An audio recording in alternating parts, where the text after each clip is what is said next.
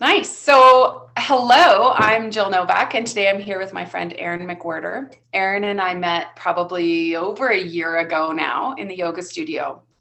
And Erin was coming back to yoga after recovering from a brain injury. So, has some fascinating things to share with us. Her and I have been having conversations around how I'm trying to teach yoga and help people take the theory and bring it into practice. And whenever Erin and I are interacting, she will start to giggle because the brain injury caused Erin to have to take yoga into practice without even having bypassing the theory altogether. So that's the conversation we wanted to have with you today. And welcome, Erin. Thank you for being here. And can you please fill in the gaps of that short introduction for everyone and tell us your story a little bit? I'm going to go back before the brain injury. So in the summer of 2017, at the age of 41, I bit the bullet and I went and did my 2-week intensive yoga teacher training. I was the oldest person there. Everybody else was like in their 20s. And we were in Grand Forks, BC, in tents, and it was hot and smoky. And that changed my life, I think, forever.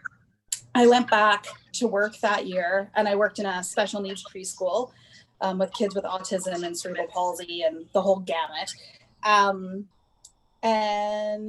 But yoga was calling me. That was what I really felt drawn to do. And so that June, I applied for a position at my work that was 3 days a week. And I had rented space and was ready to teach yoga 2 days a week and to start moving towards that. It was the Friday at the end of summer holidays. We were supposed to be going back to work. My husband was out working in the garage and I was making dinner. He came in and I was on the bathroom floor, semi-conscious. I'd wet myself, vomited on myself. And he called 911 and an ambulance came and took me to Foothills. I'd had a arterial venous fistula in my head rupture. So basically, a fistula is two things that grow together that shouldn't be together. So I had an artery and a vein that at some point in my life, maybe from birth, they weren't sure, had grown together. And the pressure in the artery is higher than the pressure in your vein, and it eventually ruptured.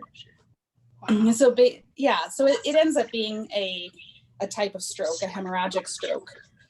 And mine was in the back of my occipital lobe is where it affected. So I have a condition called hemianopia, which means I don't see anything left of center. So I can't drive anymore. And it also takes away half of your visual processing. So I don't understand as quickly what I'm seeing, and it takes way more energy to process visual information. So that's kind of my backstory. Yeah. That's a big backstory. It is, yeah. Mm-hmm. Yeah. So when I met you, you were not quite a year. You were around a year recovery. Is that about right? Yeah, I think it was just before my year. And how long were you in the hospital? 2 months.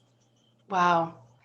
And when you started going back to the asana again, I did asana in the hospital with my physiotherapist. Wow. So that was, my mom told them she was a yoga teacher and they're like, well, bring a mat because the ones here are kind of gross. So they brought my mat and the physiotherapist was like, you do what your body calls you to do. I'll make sure you're safe and you don't fall on your head. So that was how, because of the loss of vision and stuff, my balance was all off. Mm-hmm. And so that was how we worked on balance, was just, she's like, you just do your sun salutations, do your thing. I'll make sure you don't fall. And the way you sort of tell me about it is it's almost like it was a gift that this yoga got brought to you prior to this, because it was an essential piece of the healing that. Totally. It was so much of, so it showed up in physio, in my occupational therapist when I was in rehabilitation. He'd give me something to do that I used to be able to do. And the one that really sticks out for me was basically balancing a checkbook. And it was adding and subtracting. And I couldn't line things up and do the math. And that math was something I was always really good at. And I started to cry. And he's like, oh God, she's crying. And he sort of looks panicked. And I was like, it's okay, man. I got to feel it to heal it. He's like, what? And I'm like, if I don't grieve what I've lost, I can't move on. So I have to feel sad about not being able to do this. Give me 15 minutes and then I'll be ready to tackle it again. One of the ways I feel like our conversations have intersected around this all the time is that I'll be doing some lesson and this is where you start to giggle at it. And you're like, okay, guys, like, let me tell you more. Like, let me tell you how this lesson actually applies in real life. And we might be talking about, let's say we're talking about this week, it was tapas and talking about, the discipline to move through things that are hard. And everything in yoga has a side by side. There's you have to have tapas, but at the same time, you have to allow yourself to be exactly where you are. Yeah, like I think it's that, like, this was just last night after watching, because I'd missed the call this week, and then watching the replay, and I was just like, but all of these other things, yes, there's tapas, but I think especially right now in this culture we live in, tapas is put up on this pedestal as the end all and be all of what you should be doing. Let's define that for everyone who might not know what tapas is. Let's give more context. I just use the word discipline, but how else would you describe it? To me, it's that stick-to-itiveness when something's hard, not giving up. So it doesn't have to necessarily be, I mean, we often start with a physical practice. So for me, my go back to for tapas is I started running at age 39 and I hated running up until then. But I had a friend who convinced me to do a 5K with her. And for my 40th, we ran a half marathon. Mm-hmm. And so to me, I was like, okay, it's that how you do this is how you do anything. Yeah. So I know I've done hard things before, I can do them again. So that stick-to-itiveness in things. So we need that. And you were just saying, in our culture, it's almost like we put that piece on the pedestal. Yeah, you have to be doing something. Like, yeah. So when we talk about concepts in yoga and stuff, and we're always talking about, okay, well, that can't be the only piece of it. Where is it for you? Because it's like you're always trying. There's a piece of recovery that requires that tapas. And tell us the sister side. I think it's that self-compassion, like being able, one, to recognize what really is and what you can do. Like, so like right now I have a sciatica flare up and I really wanted to get back into running and get onto the treadmill this January. And that was sort of my goal. I was like, okay, I want to be able to run 5K by this summer again and do these things. And I haven't been able to do anything for 3 weeks. Mm-hmm. So it's sort of that reminder that you have to sort of be okay when things aren't okay. Like that, I don't know how to explain it. That, yeah. That's what it is, isn't it? I go back to some of the other Yamas and Niyamas, the first two, the idea of ahimsa, non-harming, because if you take all this tapa and discipline and you apply it to a body with SI pain, then there's some harm that's going to happen there. So there's this idea of going at things with non-harm. And then at the same point, the sister side is that truthfulness. Mm-hmm. So you see that if you do non-harm without truthfulness, that non-harm can be like wimpy. It's like, oh, that might hurt. I'm not going to do it. Oh. And yet truth, if it's wielded without a little bit of that non-harming intent, can be like a sword. And so it's like that always balancing, right? And it feels like every time you and I have a conversation, you're giggling or you're laughing or you're making a joke and I have to sit back and make sure it is a joke. Just around that idea of how physical this journey has been, where some of us are playing with it in a really theoretical kind of way. Like, how can we balance this? And you tell me stories about how, no, like your body says to you, Erin, you're done seeing. And if you want to keep going today, you need to close your eyes for a little while. And it makes you balance. Yeah, totally. It's that I've been given a unique gift. And I think when we're working and we have families and we're doing all those things, you don't have this luxury of, I have nothing but time. I have nothing but time to tune in, tap in, listen to myself, and do what I need to do. I can't watch TV. I can't really read for long periods of time. There's no place to go, right? Like, so it's COVID and it's yeah, like it's been like, okay, do the work. This is all you have left. Like, not all you have left, but this is your opportunity. And I have to remind myself that it's a gift. Like, most people don't have this luxury. And that's what I find so fascinating about you, is that you're in recovery from something that has taken a lot from you, and you're talking about it like a gift. And this idea that you have all this time in the world to tap into yourself. And it's something that on the other side, when people are in this super busy, super driven, super have to be whatever this productivity kind of people, we don't slow down enough to be able to cultivate that gift. And you've said in some ways, it's like the brain injury has forced you to embrace and start to get to know that deeper gift inside of you. And I think it's something that the rest of us, that's a goal, and we perhaps don't make the time. I was thinking about that during that call, and like a little bit before that this week, like even just the title of it, of your course, of A Year of You. And that many people still, even in the course, everybody else is still coming first, right? Like, yeah, like, yes. And that's it's like that declaration. When you declare a year of you, you're putting yourself on your own priority list. Yeah. And I think as women, we're really, you were forced to do that. Yeah. And as women, we're so, it's ingrained into us. Everybody else first, the kids first, the husband first. A good mother doesn't put herself first. She doesn't do those things. And yeah, it was just sort of, I didn't have a choice. And so the whole lesson for me around that is, for me, around what, like when I declared my first year of you, it was over 10 years ago now, but I learned that actually when I put myself higher in the party list, when I put myself first, everyone else does better. And totally. I want to know about that, because it's like it was essential for you to put yourself first.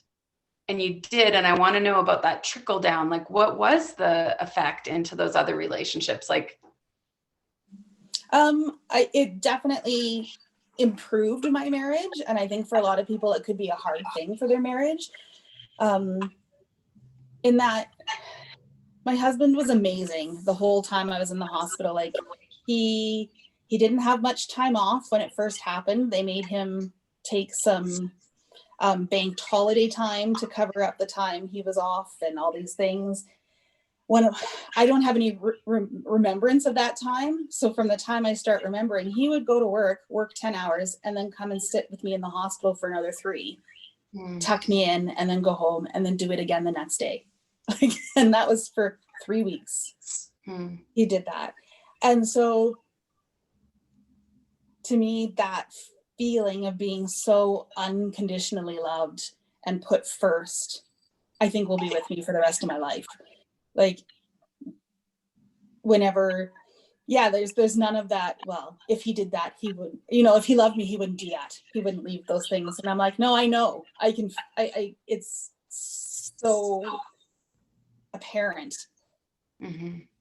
Right? So that sort of has made it better. And I think the other piece was, when I was so broken, I had to ask for exactly what I needed. I needed to be like, nope, I need a nap now.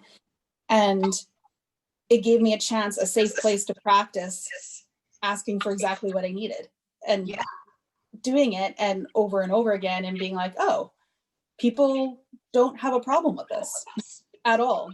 So it was just, okay, we keep doing it.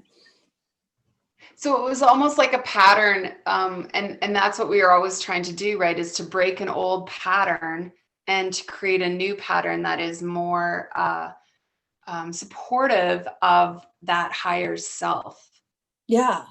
Now, I've become a reader of your blog, which is funny that you use the word unconditionally loved, because your blog is called Unconditionally Yoga. And does it have the Y on it, unconditionally or unconditional? Unconditionally, 2 Ys. Yeah, Unconditionally Yoga. Yeah. And you've been writing about your recovery through the lenses of the Yamas and Niyamas.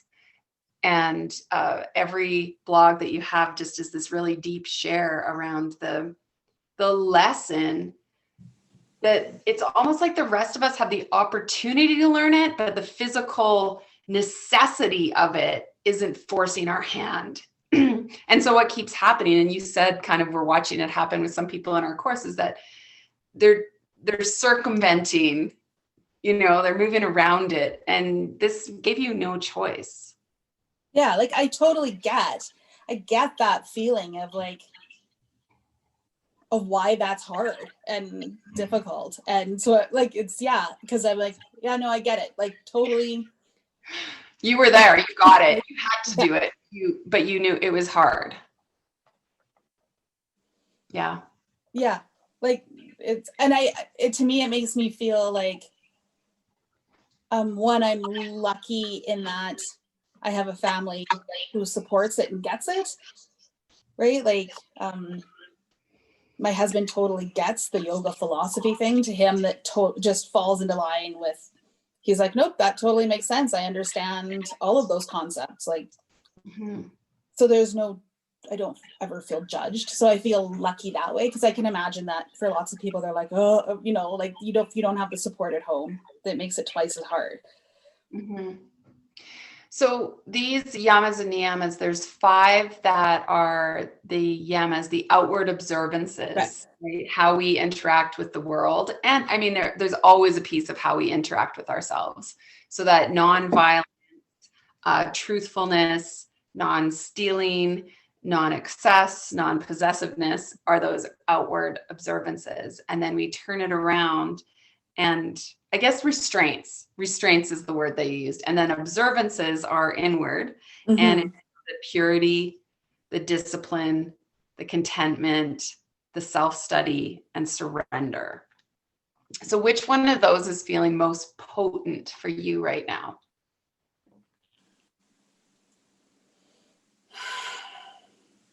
Or just depends on the day.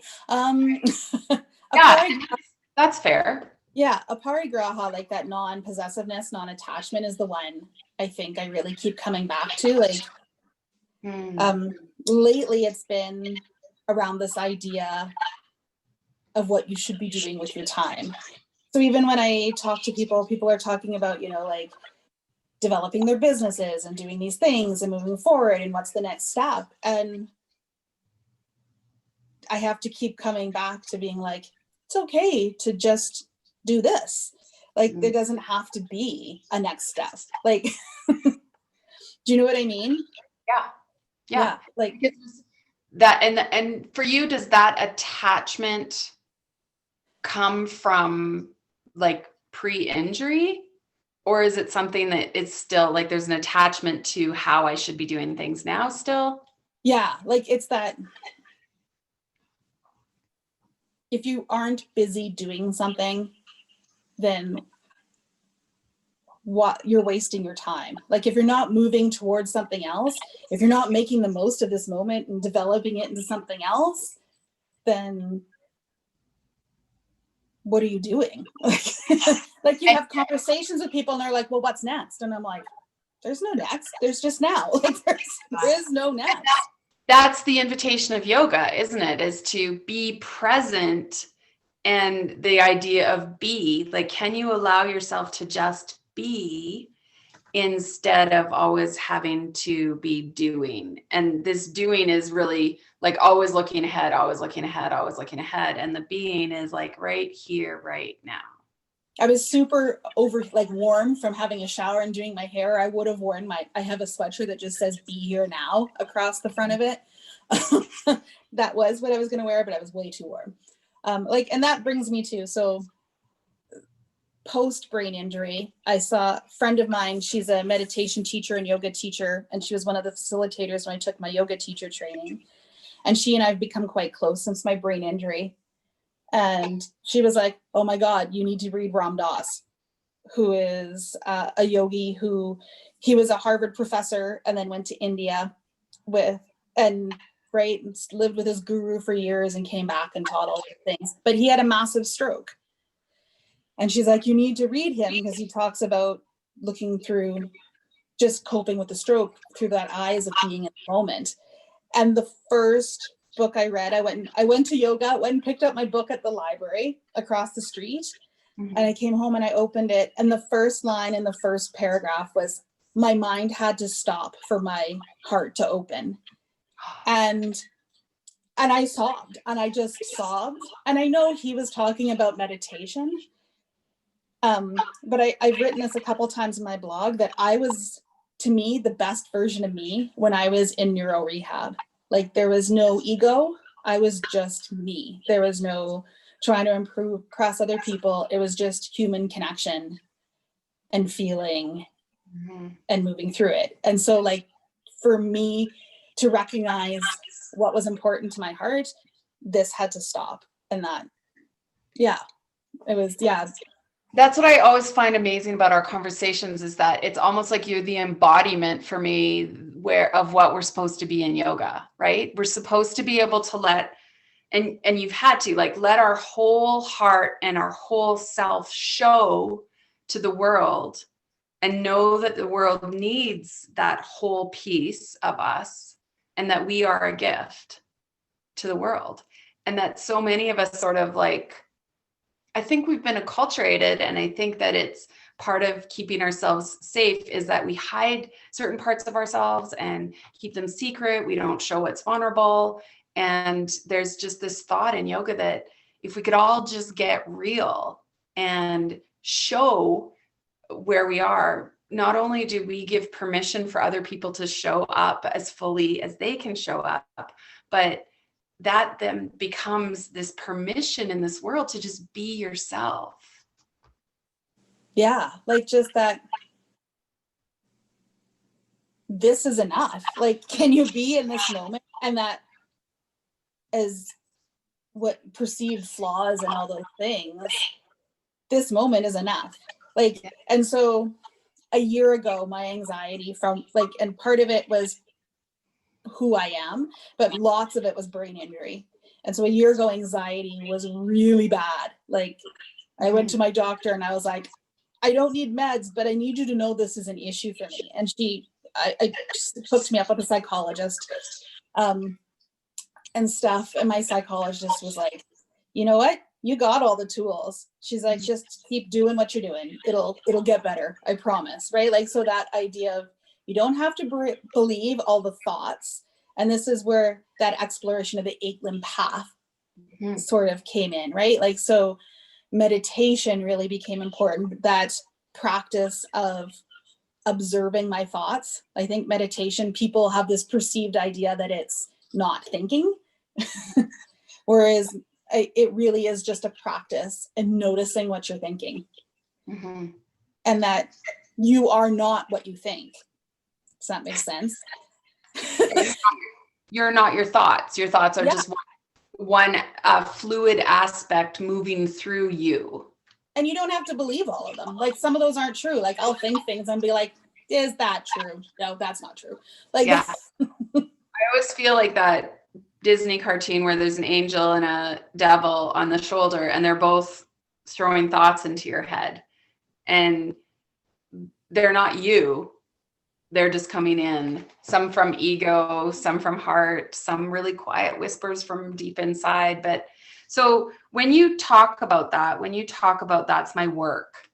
So tell me what that is then. What is the work? And I want it, like, I'm thinking in terms of like that, because you always do this for me. You ground it in, this is necessary for everyone. It's just compounded. Like, you can't avoid doing the work, and you're telling everyone else you guys can't avoid it anyway. You just fool yourself to think that you can. And so what has ended up coming down to is anytime I get that feeling, and I say that feeling, and I think everybody will know as soon as I start to describe it. So it can be an interaction with somebody that makes your back go up, the shoulders go up, and you feel like, oh, well, they're wrong. Mm-hmm. Or somebody produces an idea to me and I'm like, nope.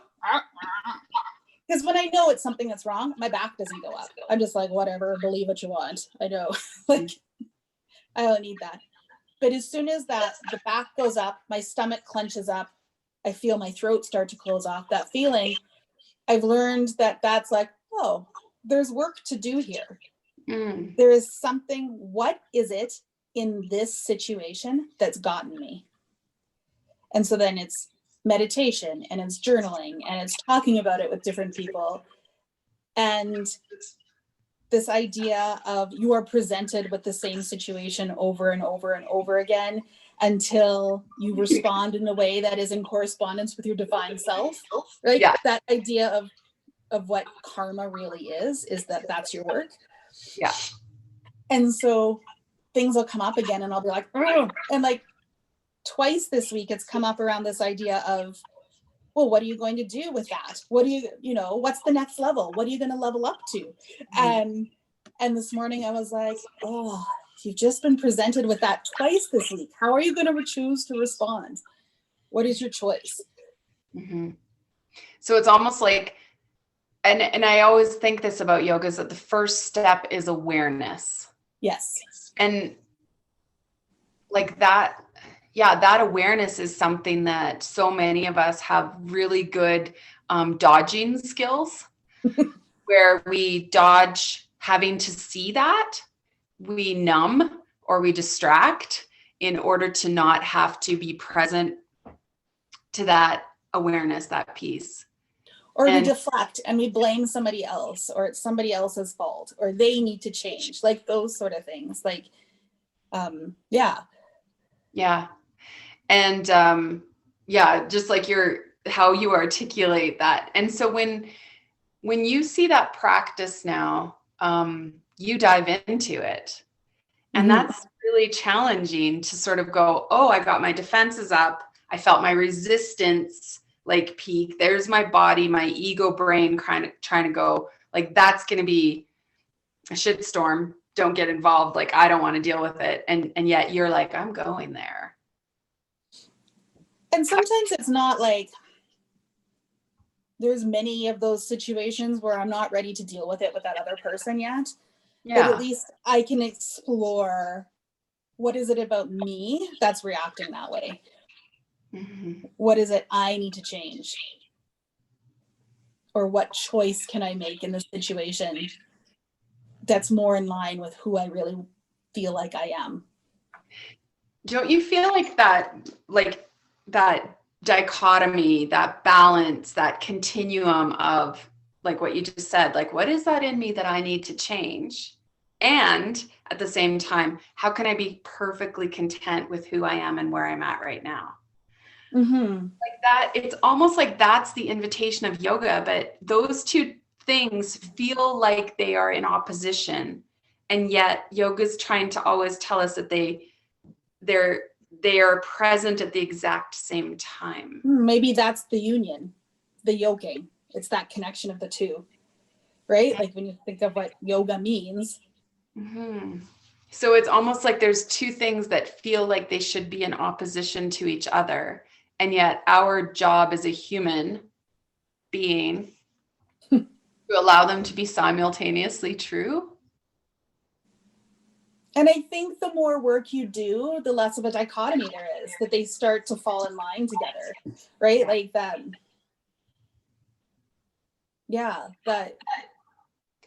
So what is work, Erin? I know it, like, kind of yogis talk about do your work or whatever. We say that kind of stuff all the time, and it's, I don't know, I feel like it's personal for everyone. There's something quite Definitely. different about it, but tell me what that is in your definition. So it's interesting. My husband and I had a conversation, and it was probably about a month ago, 6 weeks ago, about that sometimes you can just change your mind. Like, you can work a job you don't like and change your mind. Like, you make the most out of something. And like, there are people who are given a bad situation and just dwell on the bad. He's like, but then people can be put into a job that they necessarily aren't passionate about and do it for 30 years, right? Like, and it all came up around this idea of you need to find a career that you're passionate about. And both of us had children and were single parents when we met, and we worked shitty jobs to make ends meet and pay your rent. And I was like, to me, that feels like privilege, that, oh, you need to find a job what you're passionate about.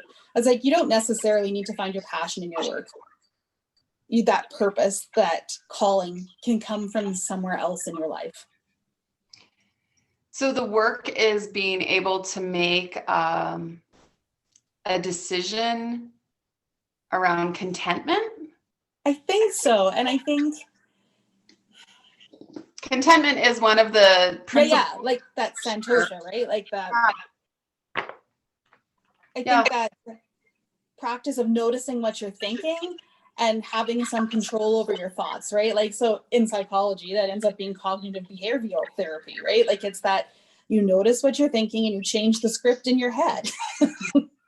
And so that you, as you start to notice the things you're thinking, which is a practice you develop in meditation, you catch yourself. Yeah. You catch yourself saying, oh, there it is, right? Like, oh my God, I'm tired and I'm broken is the one, right? When I think, and now every time the word I'm broken, I say it, I catch it. And I'm like, not broken. You're altered. You're tired. Clearly it's time to go take a break. Yeah, there's a couple things in there. Santosha, the word, the Yama, Niyama, invites us into contentment by taking refuge in our calm center, opening our hearts in gratitude for what we have, and practice the paradox of not seeking. I like that. And you're also bringing up the other quote for me. Eckhart Tolle says, awareness is the greatest agent of change. So when we do our work, perhaps that's all we're doing, is we're letting ourselves become aware of, oh, can I change the vocabulary around that? Or noticing the pattern. I keep coming back to this one. And allowing ourselves to see it is the first step to being able to change it, because you can only change that which you can see. Yeah. And for me lately, like I say lately, I'm going to say the last 6 or 7 months, it's been recognizing that difference between reacting and responding. And so I have that reaction and I feel it. And there's that little bell that goes off now and be like, you have a choice in this moment on how you're going to respond to this. Yeah. Do you want to respond from that knee jerk, protect yourself reaction? Or do you want to take a minute, take a breath, and think about how you really feel in here? Because the ego will respond before everything else will. Yeah. I like that, because that's yoga, right? Yoga is, and can you come back to the breath, come out of the reaction back into the breath, because from the breath, you'll be able to respond from like that higher self place. And it's interesting because it all comes like everything to me, like that sort of thing, that to me, that's tapas, that you're able to do this over and over and over again. That feet to the fire, as you were talking about. And to me, tapas is chair pose. It's Utkatasana, like that. Yeah. Everything's burning and everything's burning. I want to get out of this. This sucks. Yeah. But I can take one more breath and stay here a little longer. And it's okay. what can I do to make it easier? I can, you know, can I move my arms? Can I take that breath? And so to me, that's the work is, okay, how am I responding to this situation that kind of sucks? Yeah. I just want to say, Erin, thank you. And I also want to say, like, we love having you in the year review with us, because the perspective that you offer is so grounded in your reality that you so generously share with us, and articulately share with us. Like, it just feels like your healing is rippling out to everyone who is in our Year of You community. And I just want to thank you for that, because I think that's maybe what yoga teaches us, is that your presence is enough. And that's where I'm feeling it, is that your presence in our community is all that's required. When you speak, we listen, because we have such respect for the wisdom that comes from you. And it always teaches us something.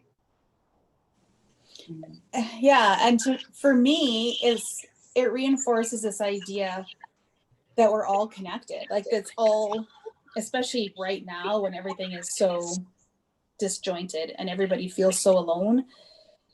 And this happens to me over and over again. So I'll write a blog, or I'll say something on my Facebook Unconditionally Yoga page, and I'll have 3 or 4 people be like, thank you. That was exactly what I needed to hear today.